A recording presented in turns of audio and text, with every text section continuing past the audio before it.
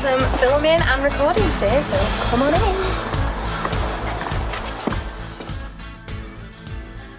I just love country music.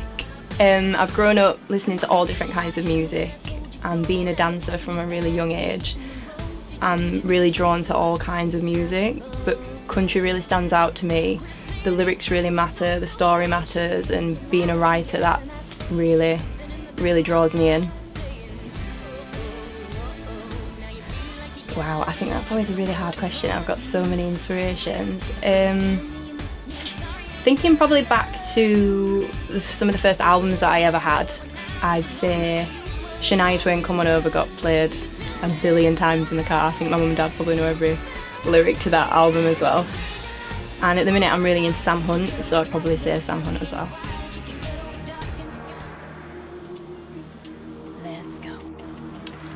A Party Ain't a Party literally just came out of the blue, to be honest. I wanted to do something that was quite fun and upbeat, that I could dance to, and that when people listened to it they just wanted to sing along and dance. And I felt like I wanted, because when I'm writing and recording, I always think about what it's going to look like live and what it's going to feel like to perform live. And I think Party Ain't a Party's just got that real sort of like arena stadium vibe, where people would just chant things back to you and sing along and just feel good listening to it. Yeah, I would say a big chorus is probably essential. I know that when I listen to the radio or when I hear other people's music, a big chorus is something you always remember. It's catchy, if it's got a good hook, you know, so yeah, definitely. It's something I've learned as I've got more into my songwriting, that it's not always sometimes about the first thing that you come up with. You have to kind of go back sometimes, rewrite things and make sure it's catchy so people will remember it and enjoy it.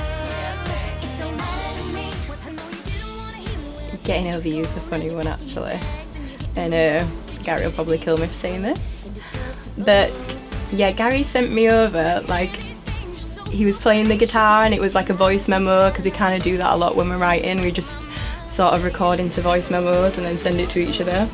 And he was like, you're just going to have to bear with me on this one. And I kind of thought, oh gosh, what's this going to be? And it was like, he was sort of like mumbling lyrics and leaving gaps out, and we do that as well. And I don't know, I just kind of thought, I'm not really sure I'm getting this. So I just kind of like messaged him back and I was like, yeah, I'm not really sure I like that one, but he was quite adamant about it. So I went with it. And then once we'd started working on it in the studio, and Gary Stevenson got involved at this point, and we were like changing some of the lyrics and really working on the meat and bones of the song, it really did come alive, and it's actually probably one of my favourites. It's got tons of attitude, which I love to do on stage, and Gary was right. 100% love the lyrics, I love what the song's about, I love the vibe of the song.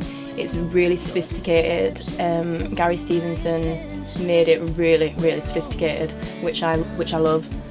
I've always loved Bed of Lies. It's probably one of the songs that we had from the very beginning. And the more that we've worked on it, it's kind of evolved into something that I think is really radio friendly and one of probably the best tracks, definitely. Well, Mr. Gary Miller, I've got two Garys. I call them Gary 1 and Gary 2, and then I'll let them fight over who's 1 or who's 2. Well, yeah, Gary Miller introduced me to Gary Stevenson, and I came to his studio in Oxford, and he listened to Party Ain't a Party, and we were originally just going to work on that one song and get it to a complete mastered, finished version. And we just got on really well, and we all clicked together, and recording the songs was just, you know, really easy and really fun. And I think Gary just got excited and wanted to get involved in the project, and that meant so much to me, that he believed in it.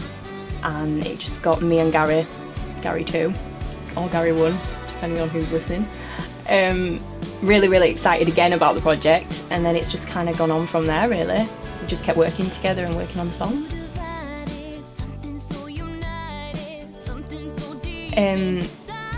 think that's very flattering. I love Shania.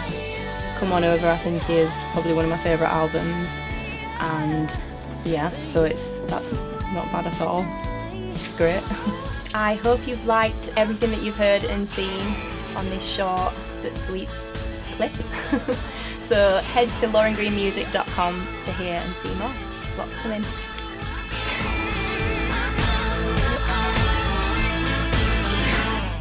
You know a movie, right?